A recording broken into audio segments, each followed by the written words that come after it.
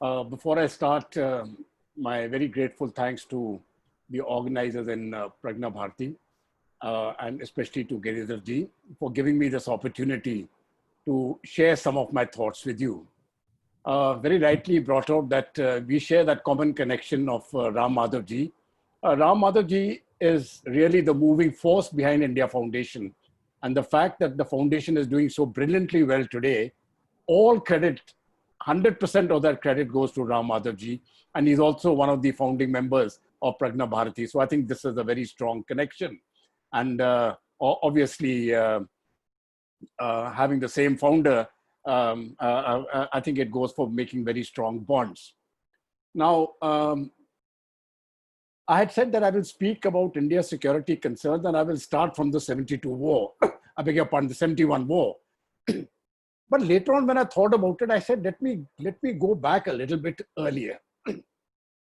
Because some of the things which I'm going to tell you really impinge on why we have a particular type of policy and why we ran into those policies and what we need to do really to become a strong nation both in economic terms and in military terms. So let me go back to, let us say, the Second World War. And you know at that point of time that the Indian Army's contribution in terms of giving soldiers and in terms of Indian units which took part in that war played a pivotal role in the victory of the Allies in the Second World War. But along with that war, something else was also shaping place, and that was the role played by Netaji Subhash Chandra Bose and the Azad Hind Fauj. And while a certain aspect of history has actually been kept out of the purview of normal history books, the role played by the Azad Hind Fauj and by Netaji in getting independence for the country, I think has been one of the very, very major reasons why the British left India the way they did. Now, what happened soon after the Second World War was over? Of course, the British were leaving. And on 15th August 1947, that is 2 days from now, India got its independence. Now, very soon after independence, what had happened was that the commander-in-chief of the Indian Army at that time was General Sir Robert Lockhart. And he remained the commander-in-chief till the end of the year. And then there was another Roy Butcher, another Britisher, who remained the commander-in-chief for another year. And then we got the first commander-in-chief, the Indian commander-in-chief of the Indian Army. That is General Cariappa. But when we are talking about General Sir Robert Lockhart, now he earlier had his loyalty to the crown, but now he was the chief of the Indian Army. So he went to Pandit Nehru and he asked the Prime Minister of India, "What are the orders for your army, sir?" And the Prime Minister got very annoyed. He said, "We don't need an army. We can disband this army. We don't have enemies. The police is good enough to look after our security concerns." Now, this has been recorded in General Pilot's book, which was written many, many years ago. It is not what General Sir Robert Lockhart said or what Pandit Nehru ji said. It was the mindset. And I think this is something which we need to address, the mindset of what constitutes national security. And every time when people start thinking that, listen, why are we spending so much money on security when that money could be used to build schools, to build hospitals, to do so many things of welfare? And actually, when you look at that argument, it is very difficult to counter. Because in an ideal world where nobody is there to take away anything from you, well, why should you have an army? But then we can stress that argument further. Then why should you have a police? And then we can stress that argument further. Why should you have a judiciary? Because it's a perfect world. Everything goes correctly. So you can devote all your time, your effort, and your attention to actually improving the life of the people. But we are not living in a perfect world. We are living in a world where if you are weak, somebody will come and take away your freedom. And this is the lesson I think India still needs to learn, because we have been under servitude for 1,000 years. And somehow that mindset has still not gone, and we need to get rid of that, we are a free country, but to preserve that freedom, we require two things which are essential. We need to be economically strong, and we need to be militarily strong. One without the other does not work. A strong military without a strong economy does not lead to prosperity. And a strong economy without a strong military will lead to decay. If all of you, if you recall the history which we were taught when we were young, and if you look at Ashoka's reign, where the Indian Empire grew to a very great extent, but after the Battle of Kalinga, Ashoka felt that too much bloodshed had been said, and he became a saint, so to say. And slowly the strength of the army was dwindled and it withered away. Now, along with the withering away of the security of the country through its armed forces at that point of time, the empire also broke. So I think this is the lesson. This lesson starts right from here. If you want to preserve your freedom, if you want to preserve your culture, if you want to preserve your way of life, then you must have the military strength to preserve it. That very famous quotation which you always hear, the pen is mightier than the sword. Obviously, the pen is mightier than the sword, and I don't think we can question that. But let us add one line after that. The pen is mightier than the sword only when that pen is protected by the sword. And you take away that protection, the pen will wither away. Somebody else will take what rightfully belongs to you. And this has been the history of India's conquest, if you simply look at our history of the last 1,000 years. Now, coming back to what happened in 1948, the 1947-1948, we find that when we look at the present problem which we have in Kashmir, the genesis lay in what happened in 1947.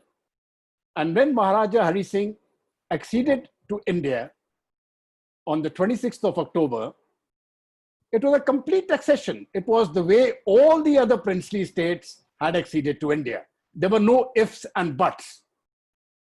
The instrument of accession which was signed by the Maharaja at that point of time was the same instrument of accession without any change in words or commas or full stops as was signed by the other 500 plus princely states.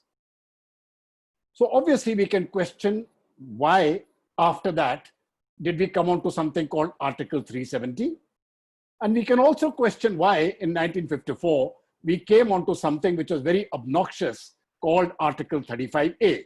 I won't talk about all that now because that really signifies the genesis of the problem which we are facing today. But on the military front, I think there was no reason really to go into the United Nations to get back what was rightfully ours. The Indian Army moved in on 27th October. They flew into Srinagar and immediately got into battle. The raiders were stopped, or the raiders were really the elements of the Pakistan Army. They were stopped at the outskirts of Srinagar and then they were pushed back. I think as a nation, we must understand that on certain issues, there can be no compromise. There can be no retreat. You will have to fight to the finish. And that is when it concerns your territorial integrity. Our territorial integrity was broken. We fought back to take the major part of it. That fight should have continued till we had taken back the entire Jammu and Kashmir. We stopped. I think that was a mistake. But it is a mistake which we have kept on repeating. And I think this is something which we need to really ponder upon and think as to why do we as Indians continue to work the way we do. Now, when we come on to 1962, I think that was the time when it was not so much the Indian army which suffered a very severe reversal. I think the Indian nation suffered a very severe reversal. And what happened in 1962 has hit the psyche of a very large number of us who were actually born prior to 1962. The generation which is born after 1962 does not suffer from the traumas which was suffered by the generation which was born prior to 1962. And I think those psychological scars still remain, which need to be gotten over. We are a strong country now, and we need to understand that 62 is history. We are no longer that country, right? Why we suffered reversals, we can discuss at some other time. But one of the prime reasons we suffered reversal was that we did not understand the importance of securing our borders. And every time when you looked at the Himalayas, we say, okay, the Himalayas are there, we are safe. Now, safety doesn't come because a mountain is there. Safety doesn't come because an ocean is there. Safety doesn't come because you're protected by a river.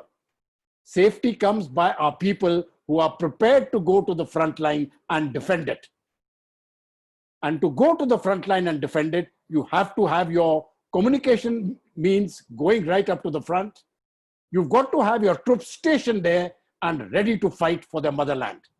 So as far as India was concerned, having the necessary strength, having the men and women who were ready to fight for their country from all parts of the country, that has never been the problem. The problem has been in understanding what we require to defend. And in that understanding, I think there was a very big weakness in 1962. And the weakness took place in the 50s when we allowed China to take Tibet. And because we accepted China taking Tibet, we are still facing the problem with China today, both in Eastern Ladakh, in Arunachal Pradesh, and anywhere else where we have got borders. And this problem is not going to go away unless we tell the Chinese very firmly, listen, if you do something irrational, then you will have to pay a very heavy price. And once people understand that language, I think then we are on to the first step of getting peace. But so long as China thinks that they can get away with doing what they will, I think we will continue to be in a state of semi-hostility, which may erupt into hostility, but which will never really be a solution which we are looking for. Now, I will just jump back to the independence time and the period between independence and 1962. You see, at independence, we had inherited a very strong defense corporate sector, a defense sector, where we had a whole range of factories which were producing defense goods. Now, for some reason, we allowed that to decay, and we allowed it to decay for a particular mindset. And I think this mindset has been a very dangerous mindset for India's security. And that mindset was that we are a peaceful nation. We are a country of Mahatma Gandhi. We do not believe in alignment, and we do not believe in violence. We are a non-violent country. Now, all that is okay for a person so long as we are talking about your personal life. It can never be a philosophy for a nation, because if you are weak, somebody will come and take away what rightfully belongs to you. And because we did not fight for our interests in Tibet, we are having this problem today. And if we cease to fight for our interests henceforth, we will continue to have these problems. So 1962 was really an offset of our Tibet policy, which I think was a very weak and vacillating policy. If we had been firm in Tibet, if we had been firm in 1947 onwards in recognizing that our borders stretch very far away and they need to be defended, then we wouldn't have allowed the Chinese to come into Tibet in the first place. And if we hadn't allowed the Chinese to come into Tibet, then there would have been no problems the way we are looking at it today. Right. But now I will move to the next issue which I want to talk about is the 1965 war. Now, in many ways, the 1965 war redeemed to a very large extent the honor of India. Because in a sense, it wasn't, as I had mentioned earlier, that the army was defeated or the army was humiliated. It was the Indian nation which was humiliated. Every single Indian felt that shame of what happened in 1962. But once we come to 1965, we have a very diminutive prime minister, a man called Lal Bahadur Shastri, and we had a reasonably strong army. We had made up quite a lot to what had happened in 62. And we find both the political and the military spheres actually are joining up together to form a great deal of synergy. And with that synergy, a great deal happened to stop Pakistani aggression, which initially started in Srinagar Valley, where they sent in the infiltrators, both in the Srinagar Valley and in the Poonch sector, which we very correctly stopped. Then we took the Haji Pir Pass, and then actually the war broke out, a full-scale war. Now, in this war, there are two things which I simply want to highlight in the 65 war, and then I'll move on to 71. In the 65 war, the war started with the infiltrators coming into India. And I've written a story about that entire attempt in a book about the 65 war, where the persons who were actually fighting that war, they gave their first-hand accounts. Now, what I want to mention here is simply this.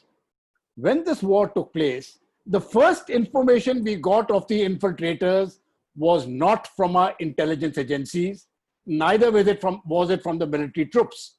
We didn't have too much of an army covering that area, but for whatever little bit there was there, the information didn't come from them. The information came from the locals.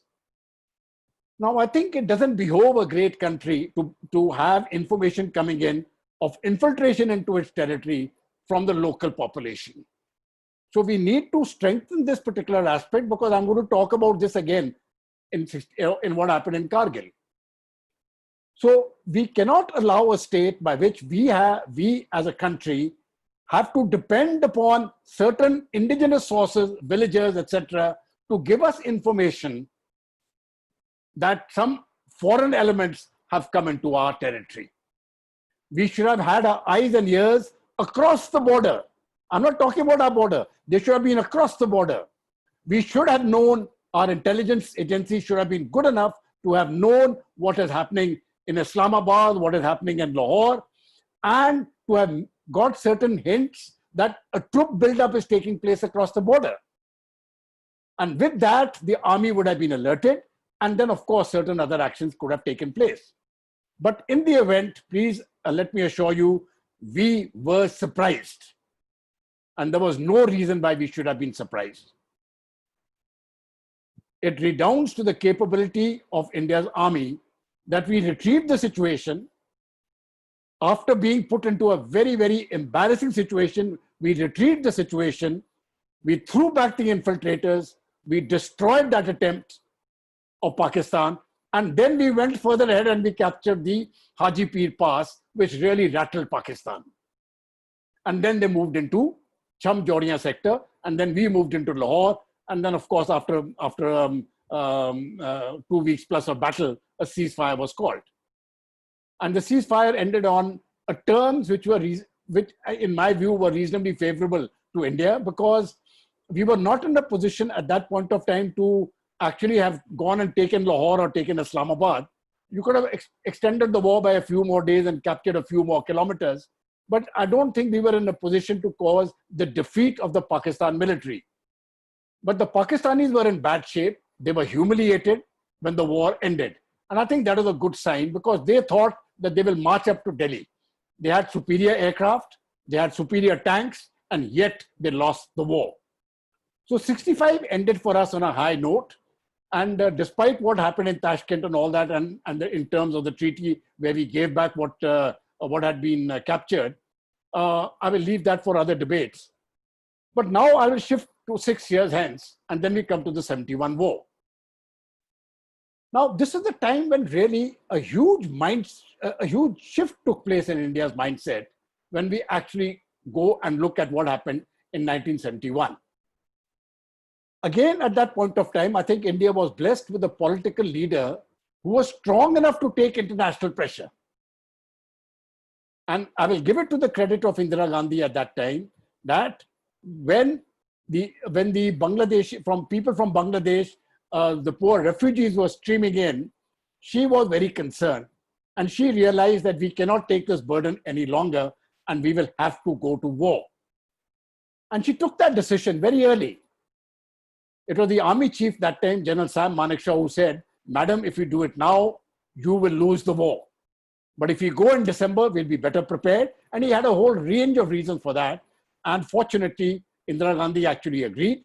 And so when we went in 1971, in a period less than 2 weeks, India achieved its biggest victory in 1,000 years, where nobody has seen a magnitude of a victory such as what took place in 1971, by which an entire country was liberated of the size of Bangladesh.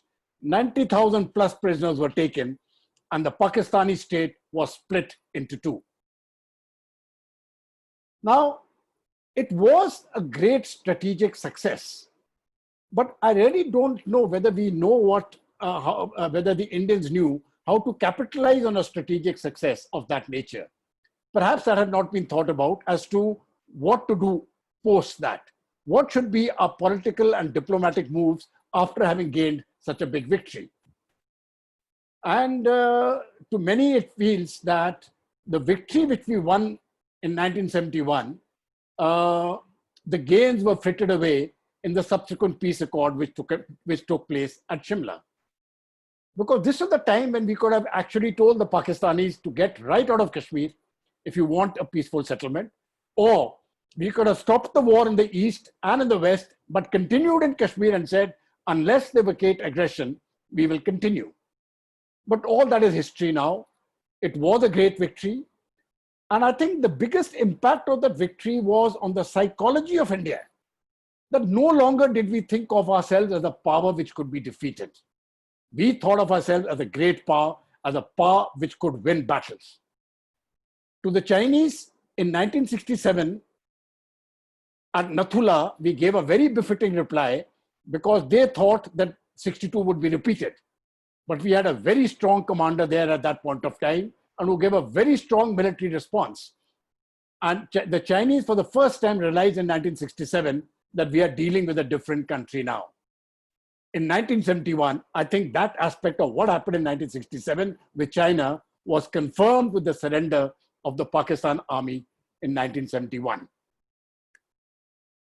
Now, after having won this great victory, I think there was a sense within India, or within India's political and bureaucratic leadership, that now we don't really have to invest in the military. Because Pakistan has been defeated, they are split into two, the Himalayas are there, China really can't do much. So I think for a very long period of time again, that stress which should be laid on having a strong military, again, received the go-by. So what was really required to keep your army, your air force, and your navy up to shape? I think due attention was not paid, though a certain standard was maintained to say, okay, this is the threat which we are going to face. So based on the threat, if we have so much, we are okay. But I don't think we should ever be satisfied with okay. We have to be much more than okay. We have to ensure that we have the deterrence capability, that Pakistan won't even dream of sending a terrorist to India, and China won't dream of doing something like Galwan, what happened on 15th of June. Unfortunately, unlike other capabilities, military capability cannot be built up within 6 months or 1 year. When you're looking at military capability, you're looking at 5 years to 10 years to build up a reasonable capability. And then you have to maintain that level of capability, which is a very, very difficult task. So our emphasis post-71 really should have been on indigenization.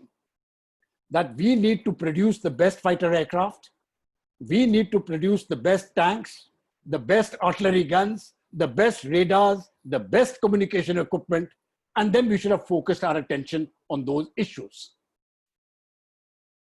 Now, all this was actually possible. Please remember, we started our space program and our atomic energy program from scratch. But we gave that a strategic focus. And you see today, India's atomic energy program and India's space program and India's missile program are perhaps one of the best in the world. So what does this indicate? It indicates that as far as the brain power is concerned, Indians are second to none. We have the best scientific talent. We have the best talent in engineering, We have the best talent in the military. We have the best talent in the educational field. Human resource wise, I don't think there ever has been a problem as far as India is concerned. I think the problem has been in policy focus as to where do we need to go? What do we want? Because unless we understand what we want, we are not going to get there. And this, in a sense, it is a mindset, I think, which we really haven't caught on to it as to exactly what does India see in oneself. Now, I was commissioned in the Indian Army just after the 71 war. In 1972, I got my commission. And even in those days, in 70s and 80s, after having won such a dramatic victory, I would still hear statements that, listen, we are a peaceful country. We are the land of Mahatma Gandhi. We don't believe in aggression. You see, we believe in the principles of non-violence. Now, all that is well and good. You can believe in the principles of non-violence. But if somebody comes and hit you, you better be prepared to hit them back. But more importantly, you should be so well prepared militarily that he doesn't have the courage to hit you. And we have never thought of being that very well prepared. So because we are not that well prepared, because the deterrence effect which we need to create is not there. And why is it not there? Because we are a peaceful country. We believe in non-violence. And it's stretched even further. Because in my service days, I used to ask, and even when I was the director of the Indian Army's think tank, we should manufacture our own weapons and we should export them. But please see Indian policy in the Ministry of Defense. It is changing now. I'll put that right on the thing now. It is changing now. But earlier, what used to happen? By earlier, I'm saying just about 10 years ago. It used to be very straight. We will not export weapons. Now, why won't you export weapons? So when Sri Lanka wanted weapons from us, we said no. So they took it from Pakistan. When the Bangladeshis wanted weapons, we said no. So they took it from China. If the Myanmaris wanted weapons or if anybody else wanted weapons, India said no. So they took it from elsewhere. And I think this mindset change needs to come about, which has come about. The Prime Minister has very clearly announced now a target for export of weapons, and that target is something I think we will achieve and then double and quadruple and then keep growing upon it. But it is not so much the producing of the weapons which I think was important. It is changing the mindset of the people in power and within the nation's polity and within the people of India. There is no problem in being a peaceful country. But if you want to be a peaceful country, then you better have the military strength to ensure your diplomacy and your political thrust work. Without a strong military backing, your diplomacy will be reduced to zero. So now let me go to Kargil. Now, I had mentioned to you that when we spoke of 1965, it was the graziers who actually told us ki infiltrators aaye. And I'm sorry to say that when we come to Kargil, history repeated itself. Now, again, we were told in the month of May by a person who had the first information, a person, he had lost his yak. And he went on the mountainside to find it. And when he looked into his binoculars, through his binoculars, he sees some troops on the hill. And he says, oh my God, these are not Indian troops. These are the people who have come from across the line of control. And that was the first information which came back. And then more and more reports came and more reports came. Then we sent a patrol. That is the patrol of Captain Kalia Saab. When Captain Kalia was brutally killed, he was ambushed and killed. And then, of course, the war started and ultimately we won that war. The question was, why did we get surprised again? Now, something was happening in the month of February of that year. And that something was the Indian Prime Minister, one of the great Prime Ministers which this country has produced, not just a great Prime Minister, a great scholar statesman, a poet, Atal Bihari Vajpayee ji. He said, let us make a bid for peace. And he took that bus yatra to Lahore. This was in the month of February. Now, it is very surprising that when he took that bus yatra to Lahore, preparation obviously would have been made much earlier. It isn't that you the Prime Minister of India goes to Lahore in the month of February, so the preparations have just started. That means the preparations would have started at least 4 to 6 months earlier. So let us say they started in September. September, October, November, December, January, February, all that preparations are going on. But in the month of September of 1998, in Pakistan, the army chief changes. And we have Pervez Musharraf, who becomes the new chief. And this man says, we are going to send in infiltrators into India, into Kashmir. We are going to cut off the Leh road. And he starts his preparations for that. So while Pakistan and India are talking peace, the army chief is actually preparing for war.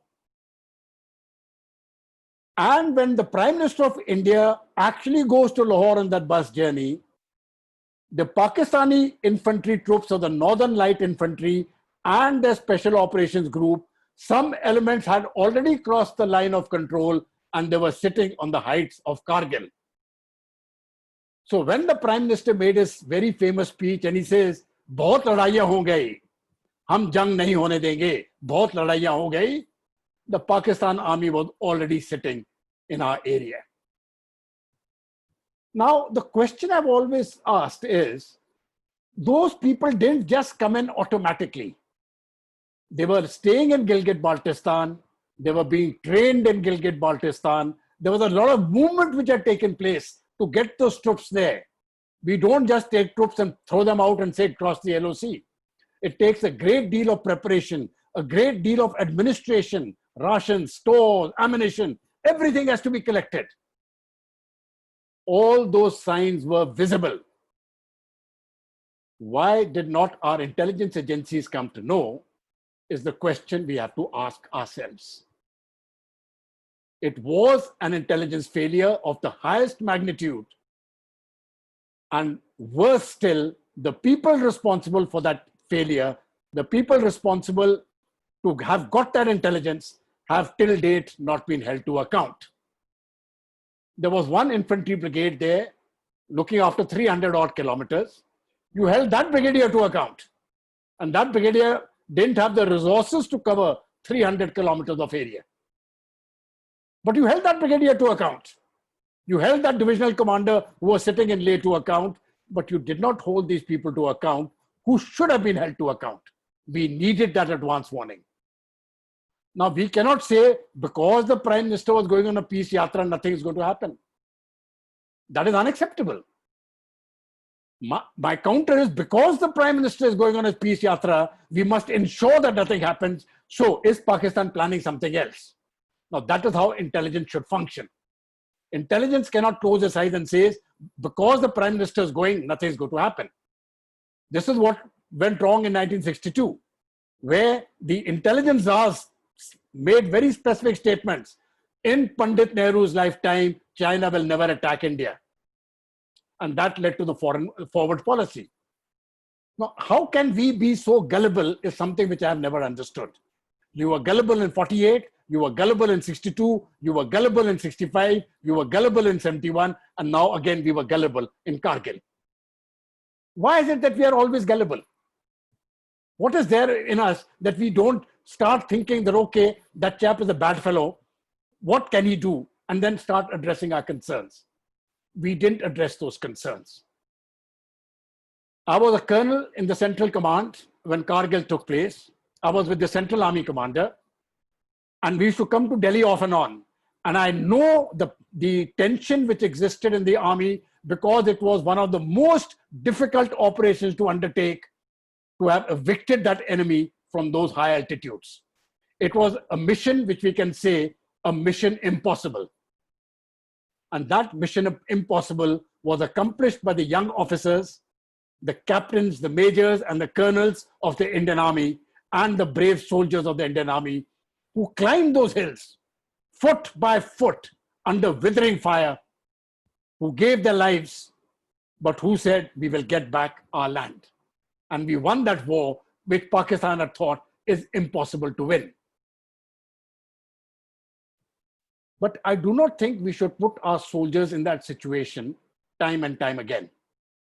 We should ensure that we have adequate notice And something like that is never repeated again. There is another statement which I want to talk about, and then I'll get on to certain security issues, which took place in the 1962, I beg your pardon, in the 1999 Kargil War.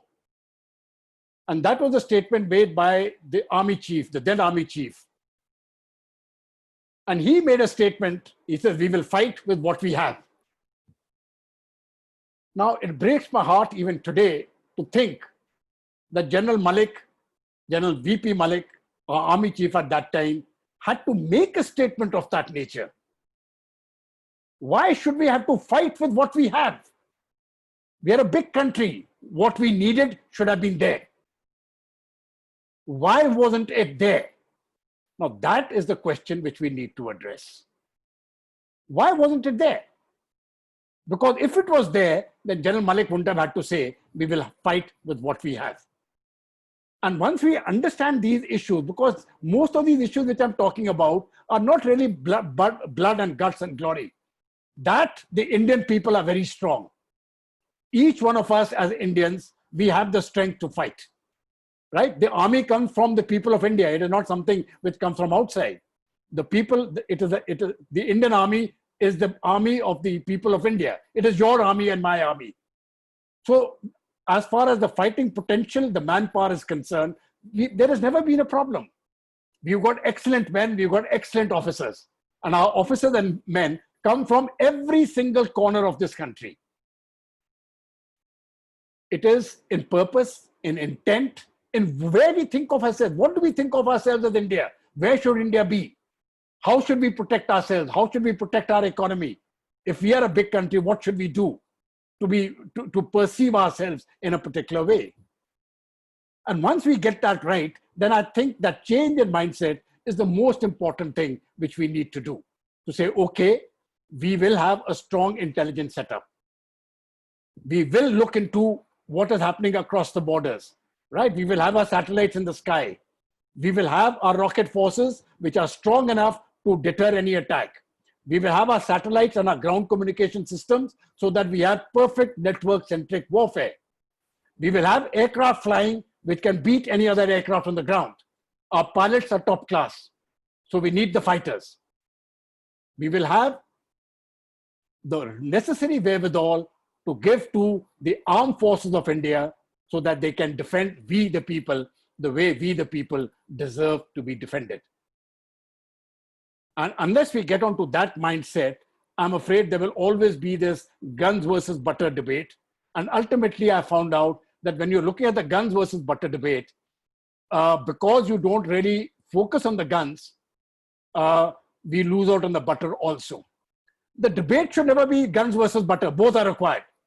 The debate should be, if we want to have a strong army and a strong military and the funds are not available, then we should seize or focus on stopping corruption within India.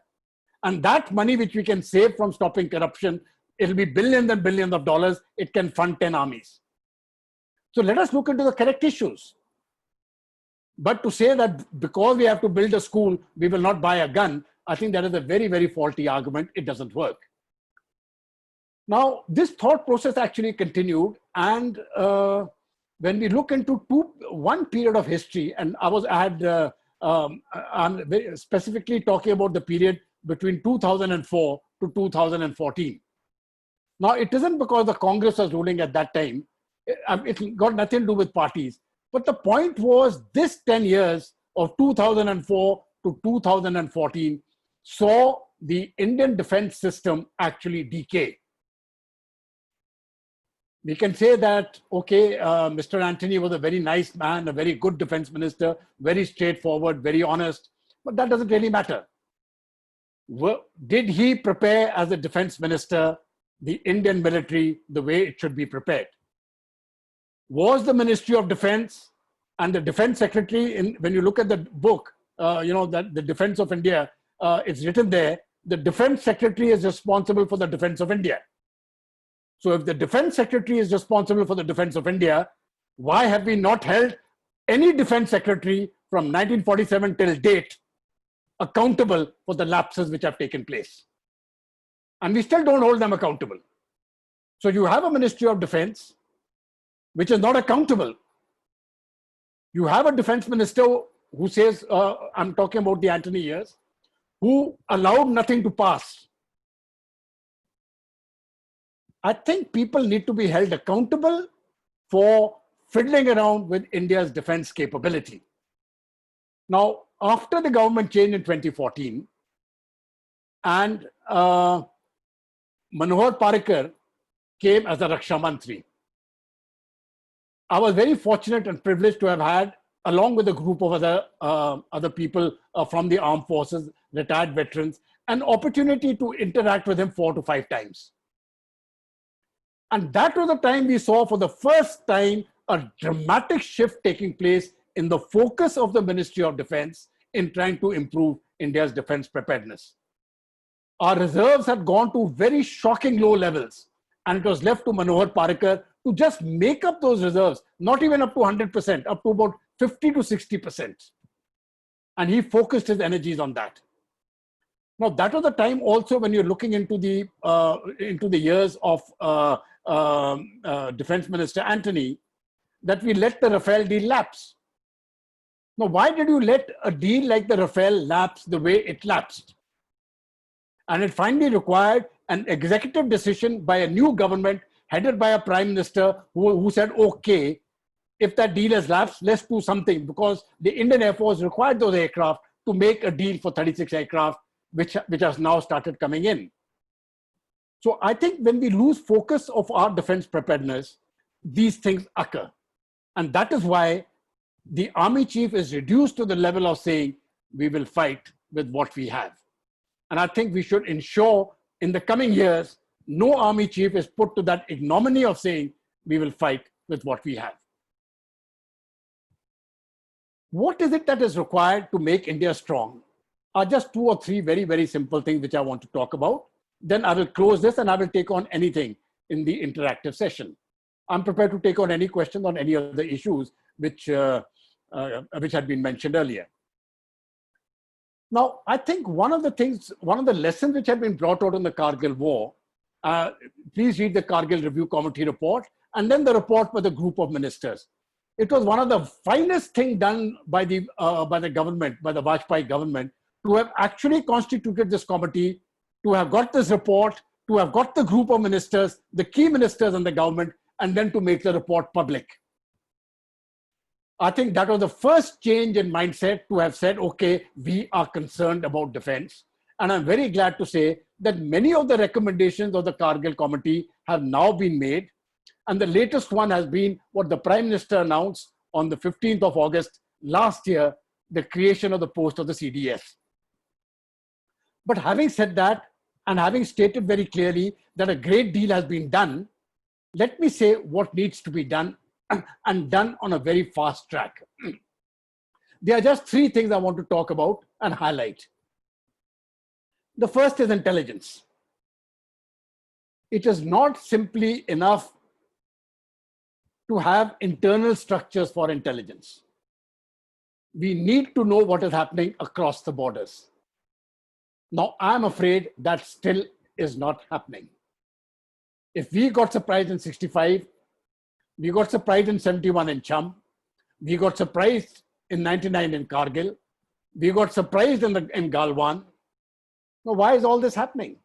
Because that intelligence infrastructure of ours, which needs to operate across the border, our surveillance, our satellites, which need to keep all those areas under surveillance, right? Both in China and in Pakistan, and in Pakistan occupied Ladakh and Pakistan occupied Jammu Kashmir. We need to have all our assets there. We need to have all our assets guarding our coastal areas by satellites, by other means. And that is the intelligence challenge I'm afraid we still haven't lived up to, but we need to live up to. How that is addressed will look into a very large measure in their security. And I think when we address this external challenge of external intelligence agencies, for some reason, the military is kept outside that loop. You need to integrate the military into that loop of intelligence, right? And we need to ensure that intelligence failures are reduced to the extent possible. Otherwise, we will keep facing these problems time and time again. The second thing which I want to highlight is the aspect of defense production. Now, we've had, at least I personally have been very privileged to have had a lot of interaction with our former president, President Abdul Kalam Saab. And that was the time when I was in service. He would come and give talks, we would interact. And every time, because the president had a scientific temperament, he would always talk about defense and the need to be self-sufficient in defense. And one of his favorite statements used to be, we are only producing 30% of our defense requirements and we are importing 70%. And we need to reverse this ratio. That means we need to import 30% and actually make 70% within the country. So the question to have asked ourselves is, when we landed up with a very strong defense industrial base at the time of independence, why have we not been able to maintain it? And the answer is very simple. We depended on the public sector. And the private sector was kept outside the purview of what was required in India. So when we look into an aircraft manufacture, we have Hindustan Aeronautics Limited, but nobody else. Then we have the 9 defense public sector undertakings, and we have 39 odd defense ordnance factories. All the public sector. And the public sector is not adequate. One, there is no competition. So whatever is produced, the armed forces have to take. But worse, there is no accountability. And on accountability, I want to give one incident which highlights the rot in the system. Many years ago, I think it was 2013 or 14, sometime like that, in one of our ammunition depots, a huge explosion took place and it resulted in the loss of the entire ammunition depot.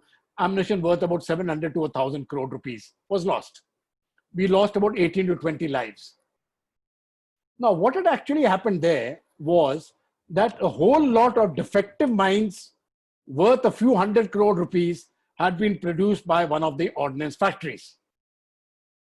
And when they came to the army said these anti-tank mines are defective. We cannot use them. They have to be destroyed. Now the problem comes, how do you destroy mines worth hundreds of crores? Because there may be audit objections, people will raise questions in parliament. So they said, we'll repair them. The army said these mines cannot be repaired. They have to be destroyed. But the civil bureaucracy said, no, we will find a way to repair them. So they were kept in that ammunition depot.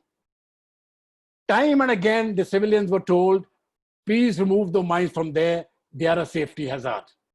And this kept on for 3 to 4 years till we had that bang up. Okay, things go wrong, I understand. But till date, nobody has been held accountable.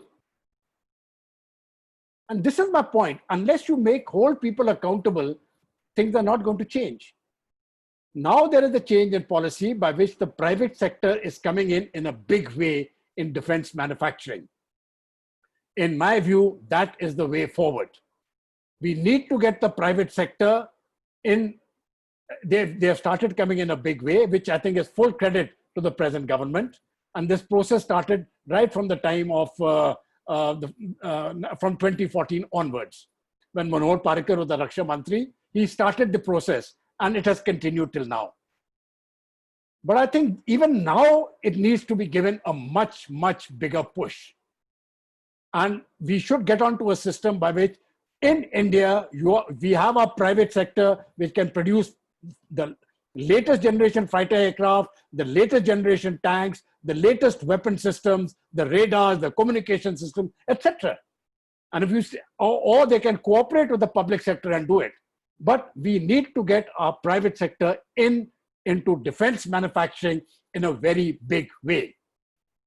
Atmanirbhar Bharat must start in the defense sector. And 2 things will come out of it.